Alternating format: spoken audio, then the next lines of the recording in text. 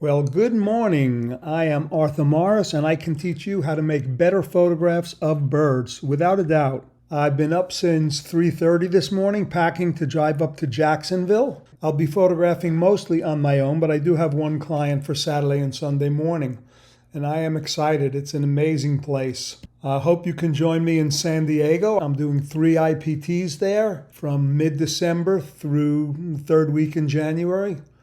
The pelicans are amazing, tons of flight photography, and Homer goes without saying, we're getting lots of interest. There are 3 trips, and if anybody wants to join me for all 3 weeks, you can ride down from Anchorage to Homer and back in my giant SUV. Galapagos is looking good. We have about 8 or 9 folks signed up.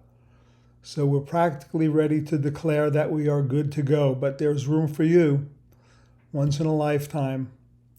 Please remember to use Bedfords when you're buying new gear. Get 3% back on your credit card and enjoy free second-day air shipping.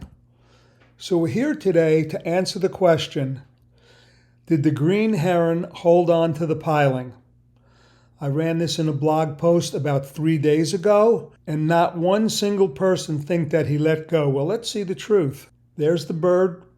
They'll sit like that for 20 minutes, so you have to be patient, just like the bird. And you'll note, by the way, that the processed file, the optimized image here, is much lighter than the original capture. And this histogram here is a total lie, because from experience, after the first few days of photographing these birds, I realized that the white on the chin and the white in the wing is very bright, and if you don't shoot darker than you think, you're going to wind up toasting those white areas. So in raw digger, this shows as a perfect exposure. So the histogram here is lying. Now he sees a fish, he's leaning forward. He's getting more excited. More excited, here he's going to go. And now he strikes. And this is the frame. You'll notice here that the nictitating membrane was over his eye.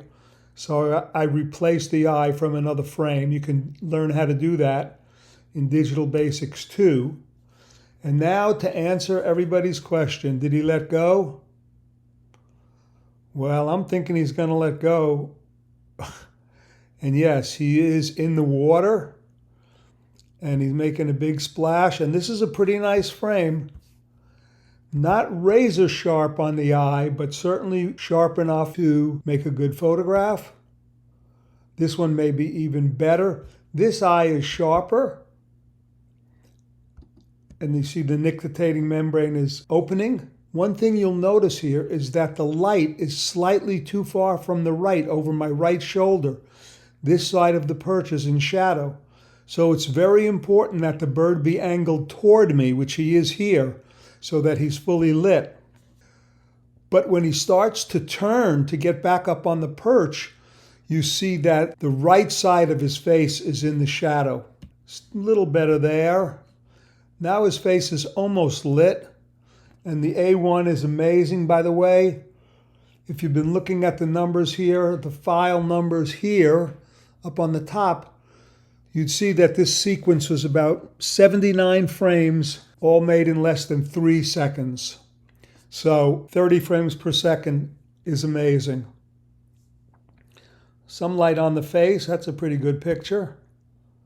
And here, a pretty good picture. He's just turned his head a little bit too far away from me. So now we know that he didn't hold on to the perch, and I'm hoping that you can join me on an IPT somewhere. This is Eugen Dolan from Canada. He was on a puffins and gannets trip with me. Then he came down to the Falkland Islands for a ground-based trip, and he just signed up for Galapagos. So wherever you are, whatever you're doing, I hope you're having a great day like I am gonna. And be well, make some great pictures. Love you, Artie.